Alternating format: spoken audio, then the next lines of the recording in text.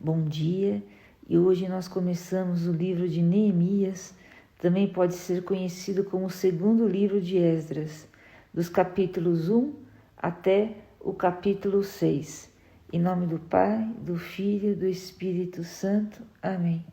Vem, Espírito Santo, nessa nova manhã, de escuta da Tua palavra, para que essa santa palavra, que é Espírito e vida, caia no mais profundo do nosso ser e faça todas as mudanças necessárias em nossas vidas, em nome de Jesus. Amém.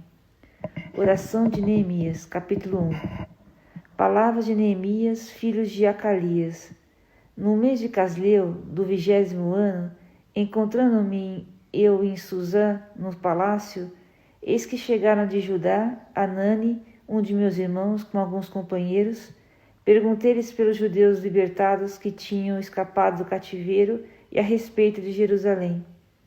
Aqueles que escaparam do cativeiro, disseram-me eles, estão lá na província, numa grande miséria e humilhação.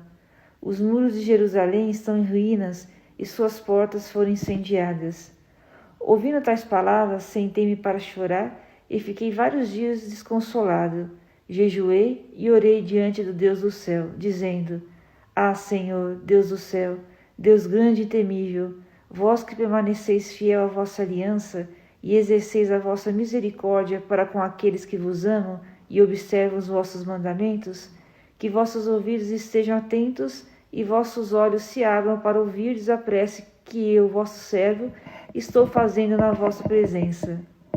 De noite e de dia, pelos filhos de Israel, vossos servos, confessando os pecados que nós, os israelitas, cometemos contra vós, porque eu mesmo e a casa de meu pai temos pecado. Nós os ofendemos gravemente e não observamos as leis, os mandamentos e os preceitos que destes a Moisés, vosso servo. Lembrai-vos da palavra que destes a vosso servo Moisés, dizendo: Se transgredirdes meus preceitos, eu vos dispersarei entre as nações.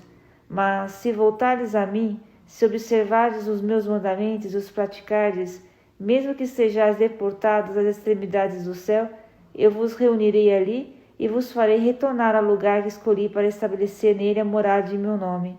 Eles são vossos servos, esse mesmo povo que libertastes com o poder e a força de vossa mão. Ah, Senhor, prestai ouvidos à oração deste vosso servo e à oração dos vossos servos que veneram o vosso nome. Dignai-vos hoje dar bom êxito ao vosso servo e fazei-o ganhar o favor do rei. Eu era, então, copeiro do rei. Capítulo 2.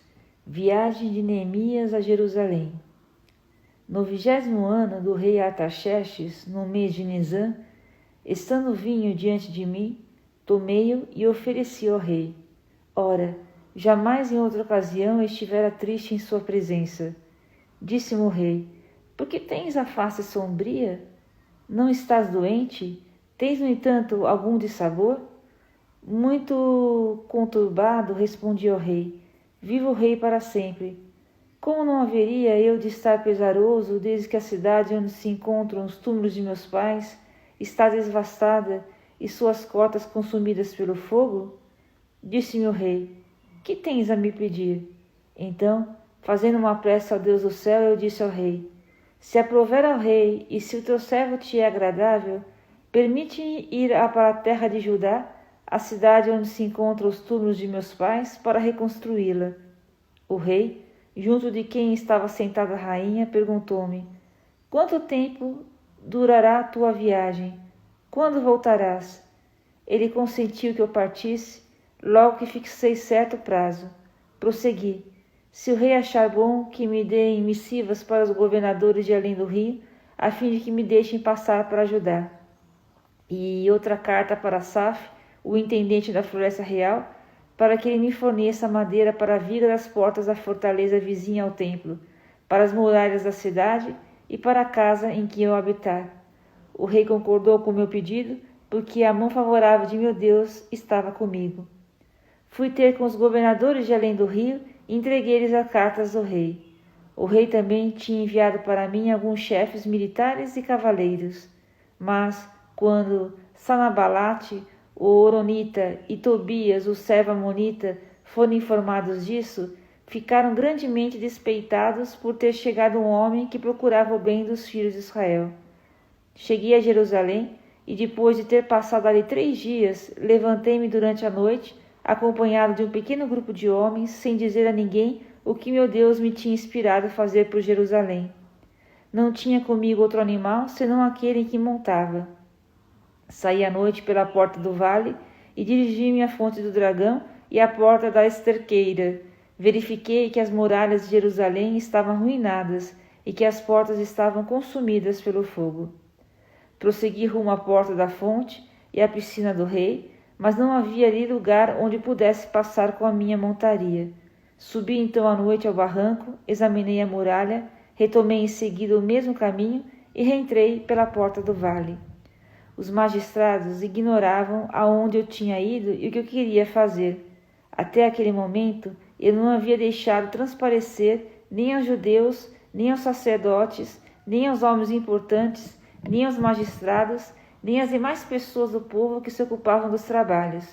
Disse-lhes então: veja a miséria em que estamos, Jerusalém devastada, suas portas consumidas pelo fogo. Vinde, reconstruamos as muralhas da cidade e ponhamos termo a essa humilhante situação. Contei-lhes em seguida como a mão de meu Deus havia protegido e narrei-lhes tudo o que me tinha dito o rei. Gritaram todos: vamos, reconstruamos! E com coragem puseram-se a trabalhar nessa boa obra. Quando Sanabalate, o Horonita, e Tobias, o servo amonita, bem como Gósen, o árabe, souberam disso, zombaram de nós e diziam num tom de desprezo: que estáis fazendo? Quereis revoltar-vos contra o rei? Respondi-lhes: o próprio Deus do céu é que nos fará triunfar. Nós somos seus servos e vamos reconstruir. Quanto a vós, não tendes parte nem de direito, nem lembrança em Jerusalém. Capítulo 3. Reconstrução das muralhas da cidade. O sumo sacerdote Eliasibe e seus irmãos no sacerdote puseram-se a trabalhar para reconstruir a porta das ovelhas. Consagraram-na e assentaram-lhe os batentes. Construíram a muralha até a torre de Meia, a qual consagraram, e prosseguiram até a torrente de Ananeel. Ao lado deles trabalhavam os homens de Jericó, bem como Zacur, filho de Iri. Os filhos de Azená construíram a porta dos peixes, colocaram-lhe as vigas e assentaram-lhe os batentes, com suas fechaduras e as trancas. Ao lado deles trabalhavam nas reparações Meremote, filho de Urias, filho de Acós, filho de Mesolã, filho de Baraquias, filho de Mesezebel. Ao seu lado trabalhava Sadoc, filho de Baana. Ao lado desses trabalhavam os tecuitas, mas seus chefes não prestaram apoio ao trabalho dos seus senhores. Joiada, filho de Fazear, e Mesolã, filho de Besodias, repararam a porta antiga. Puseram-lhe as vigas e colocaram os batentes, as fechaduras e as trancas. Ao lado trabalhavam Meutias, o Gabaonita, Jadom, o Meronanita, bem como os homens de Gabaão e de Masfa, que eram súditos do governador da outra banda do rio. Ao lado trabalhava Uziel, filho de Araias, membro da associação do Ourives, depois Ananias, da turma dos perfumistas. Reconstruíram Jerusalém até o muro largo. Ao lado deles trabalhava Rafaias, filho de Ur, chefe de uma metade do distrito de Jerusalém. Depois, defronte de sua casa, Gedaias, filho de Aromafe, em seguida Atus, filho de Azebonias, Melquias, filho de Herem, e Azube, filho de Fate, Moabe. Repararam outra parte da muralha e a torre dos fornos. Ao lado deles trabalhava com suas filhas Selum, filho de Aloés, chefe da outra metade do distrito de Jerusalém. Anum e os habitantes de Sadoi repararam a porta do vale. Eles mesmos reconstruíram e trocaram os batentes, as fechaduras e as trancas, e fizeram além disso 1000 côvados de muro até a porta da esterqueira. Melquias, filho de Recabe, chefe do distrito de Bet-Jacarém, reformou a porta da esterqueira, reconstruiu-a e colocando-lhe todos os batentes, as fechaduras e as trancas. Selum, filho de Coozã, chefe do distrito de Masfa, reparou a porta da fonte, reconstruiu-a, cobriu-a e colocou-lhe os batentes, as fechaduras e as trancas. Fez além disso os muros desde a piscina de Siloé, ao lado do jardim do rei, até a escada que desce da cidade de Davi. Depois dele, Neemias, filho de Asboque, chefe da metade do distrito de Betzur, trabalhou até defronte do túmulo de Davi, até o reservatório artificial e até a casa dos heróis. Depois dele, trabalharam os levitas com Reum, filho de Bani. Ao lado trabalhara para seu distrito Asabias, chefe da metade do distrito de Seila, mas ao longe trabalhavam seus irmãos, sob a direção de Benuí, filho de Enadab, chefe da outra metade de Seila. Azer, filho de Jesua, chefe de Masfa, restaurou outro setor da muralha, defronte da subida do arsenal até a esquina. Depois dele, Baruque, filho de Sabai, trabalhava com ardor em outra seção, desde a esquina até a entrada da casa do sumo sacerdote Eliasibe. Depois dele, Meremote, filho de Urias, filho de Acós, trabalhava em outra seção, desde a porta da casa de Eliasibe até a extremidade dessa casa. Mais adiante trabalhavam os sacerdotes, os homens da planície do Jordão. Depois deles, Benjamim e Azube trabalhavam defronte de suas casas. Depois deles, Azarias, filho de Mazias, filho de Ananias, ao lado de sua casa. Depois dele, Benuí, filho de Anadab, trabalhava em outra seção, desde a casa de Azarias até a esquina e o contorno. Falel, filho de Uzi, trabalhava defronte da esquina e da alta torre que aparece sobre o palácio real, perto do átrio da prisão. Depois dele, trabalhava Fadaías, filho de Faros. Os natineus habitavam Ofel, até defronte da porta da água, ao oriente da torre que salientava. Depois dele, os tecuitas trabalharam na parte seguinte, defronte da torre que salientava até o muro do Ofel. Acima da porta dos cavalos trabalhavam sacerdotes, cada um diante de sua casa. Depois dele, Sadoc, filho de Emer, diante de sua casa. Depois Semeias, filho de Sequenias, guardião da porta oriental do templo. Depois deles, Ananias, filho de Selemias, e Anum, o sexto filho de Selefe, repararam uma outra seção. Depois dele, Mesolã, filho de Baraquias, trabalhava diante de sua residência. Depois dele trabalhava Melquias, que pertencia à turma dos ourives, fez reforma até a casa dos natineus e dos negociantes diante da porta de Mificade até a sala superior do ângulo. Enfim, entre o quarto da esquina do contorno e a porta das ovelhas trabalhavam os ourives e os negociantes. Grande foi a raiva de Sanabalate quando soube que estávamos reconstruindo as muralhas. Em sua cólera escarneceu dos judeus e disse diante de seus irmãos e do exército de Samaria: que querem fazer esses miseráveis judeus? Porventura permitiremos que o façam? Querem eles oferecer sacrifícios? Chegarão ao cabo de sua empresa? Tirarão por acaso pedras desses montes da areia calcinada? E Tobias, que estava a seu lado, também disse: deixemo-nos reconstruir, virá uma raposa e fará cair a sua muralha de pedra.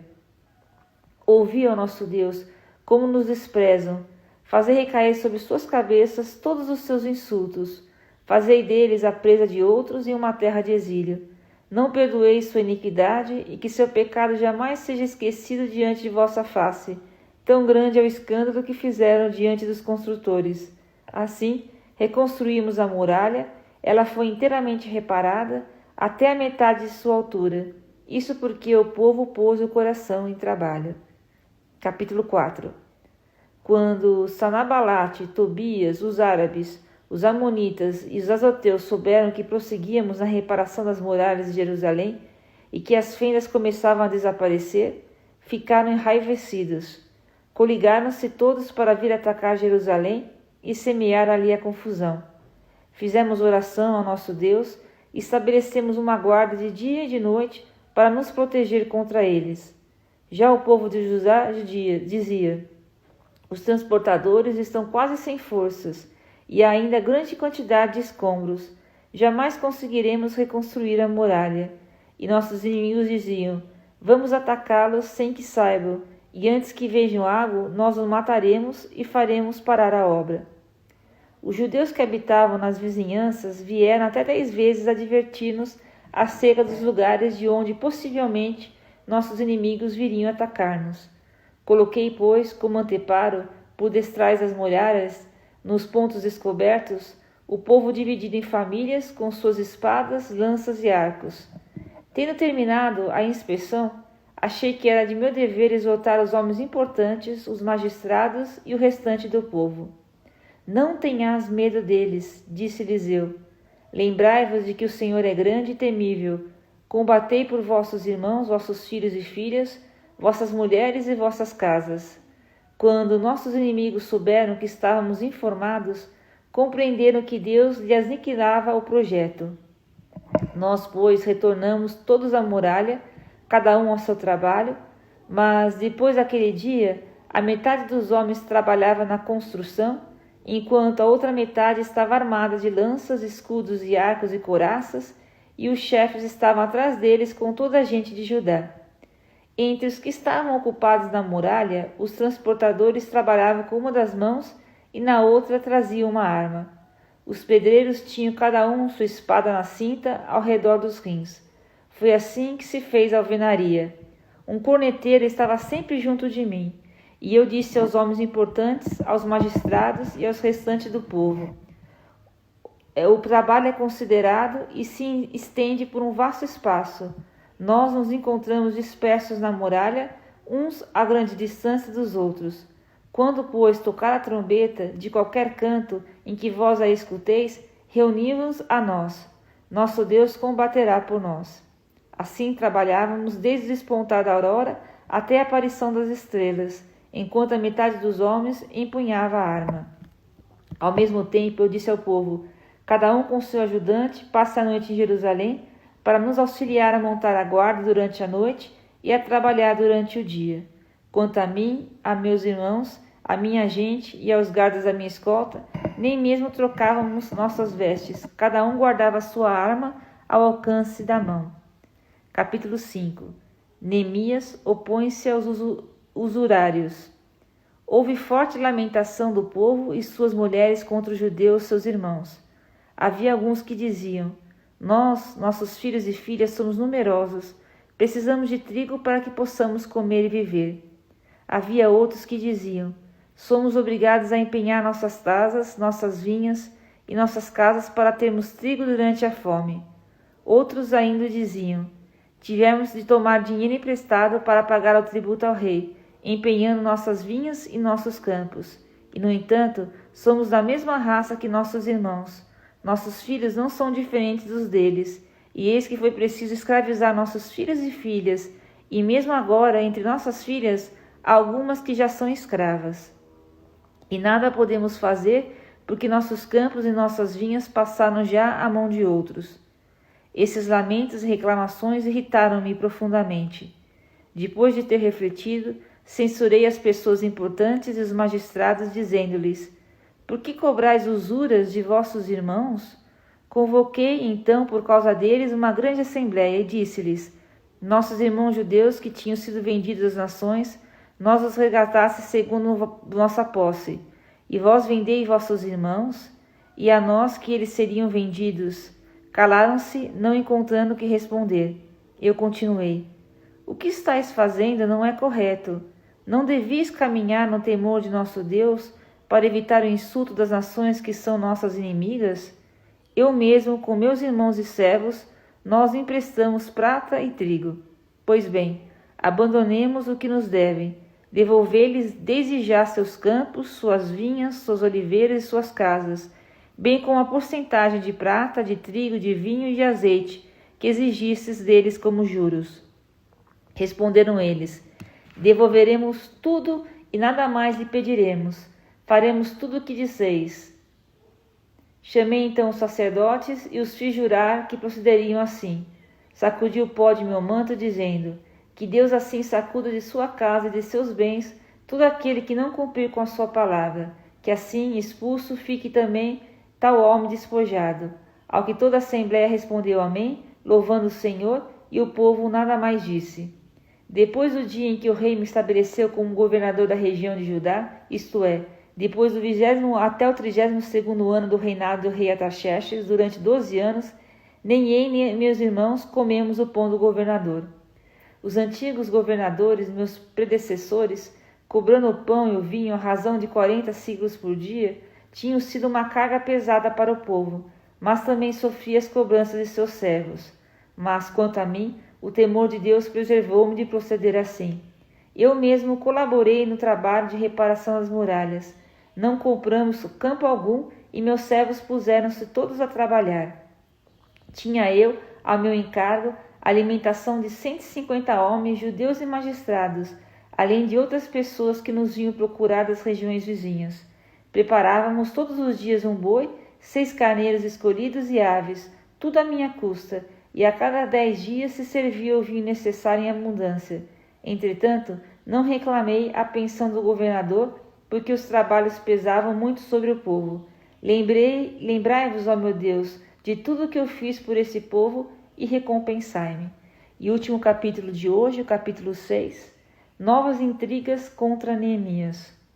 Sanabalate, Tobias e Gósen, o árabe, e outros inimigos nossos souberam que eu tinha reconstruído a muralha e que não havia mais brechas. Entretanto, até aquele momento eu não havia ainda colocado os batentes nas portas. Mandaram solicitar-me uma entrevista com eles numa das aldeias do vale de Ono. Tinham a intenção de fazer-me mal. Enviei-lhes mensageiros para dizer-lhes: estou em via de executar um trabalho importante, não posso descer. Não tenho desculpa para interromper meu trabalho e não posso deixar a obra para descer até vós. 4 vezes eles me endereçaram a mesma mensagem e eu cada vez enviava-lhes a mesma resposta. Pela 5ª vez, Sanabalate fez-me a mesma proposta para um seu servo que trazia na mão uma carta aberta, na qual estava escrito: foi divulgado entre as gentes e a Gósen afirma que se reconstruís a muralha é porque tu e os judeus estáis projetando uma revolta. E pelo que se diz, desejas tornar-te o rei deles, e terias mesmo enviado profetas para proclamar-te rei de Judá em Jerusalém. Todos esses boatos cedo chegaram aos ouvidos do rei. Vem, pois, e entendemo-nos. Eu lhes respondi: nada existe de verdadeiro no que dizes. Foste tu que investastes tudo isso. Todos procuravam intimidar-nos, diziam entre si: suas mãos se cansarão do trabalho e ele não se completará. Agora, pois, ó meu Deus, sustentai os meus braços. Fui depois à casa de Semeias, filho de Dalaias, filho de Metabeel, que se tinha fechado em sua residência. Vamos juntos, disse-me ele, à casa de Deus, interior do templo, e fechemos as portas do santuário, porque procuro matar-te. Nesta mesma noite virão liquidar-te. Respondi-lhe: como então um homem como eu há de fugir? Por outra parte, como pode um homem como eu entrar no templo sem perder a vida? Ali não entrarei. Eu tinha notado com efeito que ele não fora enviado por Deus, mas proferiu o oráculo a meu respeito, subornado por Tobias e Sanabalate. Eles o faziam para intimidar-me e fazer-me pecar segundo o seu desejo. Isso lhes permitiria cobrir-me de opróbrios e lançar-me má reputação. Lembrai-vos, ó meu Deus, das maldades de Tobias e de Sanabalate, bem como da profetisa Noádia e demais profetas que tentavam atemorizar-me. Terminou a muralha no 25º dia do mês de Elu, em 52 dias. Quando nossos inimigos souberam disso, encheram-se de temor todas as nações vizinhas, pois seu ânimo arrefeceu e reconheceram que, se aquela empresa fora levada a bom termo, era graças ao nosso Deus. Naquele tempo, Tobias mantinha uma correspondência contínua com certas pessoas importantes de Judá. Muitos, com efeito, estavam-lhe unidos por juramento, pois ele era genro de Sequenias, filho de Aré e Joanã. Seu filho era casado com a filha de Mesolã, filho de Baraquias. Até mesmo louvavam em minha presença e participavam-lhe as minhas palavras. Esse Tobias era quem me remetia cartas para atemorizar-me. E aqui termina a leitura de hoje. Deus te abençoe.